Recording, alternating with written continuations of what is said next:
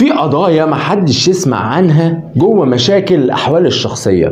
أول قضية هي قضية سلب الولاية التعليمية. إيه الكلام ده؟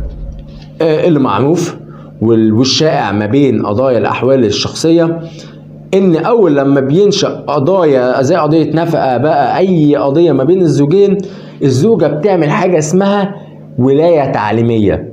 الولاية التعليمية دي اللي ما يعرفهاش، هي الزوجة بتقول ان انا عايزة اقدم للولد في مدرسة جنب البيت عندي، علشان طبعا انا حاضنة للولد والكلام ده كله. طبعا الولاية التعليمية ليها شروط واغلبنا بيكسبها وتبقى للزوجة.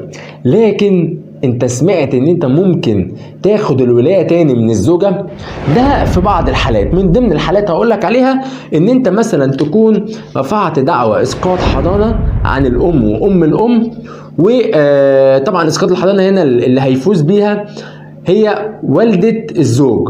لو هنا والده الزوج رفعت دعوى اسقاط الحضانه وكسبتها والعيال بقوا في حضانتها، ساعتها هي ممكن ترفع دعوة مستقلة عادي جدا اسمها دعوة سلب ولاية تعليمية. الهدف من الدعوة دي تاخد الولاية التعليمية تاني من الزوجة، وساعتها محدش هيقدر يقول لها تلت التلاتة كام. تاني قضية، الزوج ممكن ينفع تعويض على عدم تنفيذ حكم رؤية، والدعوة دي مهمة جدا. ليه؟ لأن الزوجة بتفتكر إن هي خلاص هتاخد منه كل حاجة، لكن الحقيقة مش كده. الحقيقة إن في قضايا زي ما إحنا قلنا النهارده كده، ودول كانوا قضيتين. في قضايا الزوج ممكن ينفعها ياخد بيها حقه من الزوجة. لو انت ما كنتش اتفرجت على الفيديوهين اللي فاتوا اللي اتكلمت فيهم على قضايا تاني ممكن الزوج ينفعها ضد الزوجة وياخد فيها حقه، ارجع اتفرج عليهم علشان تعرف حقوقك فين.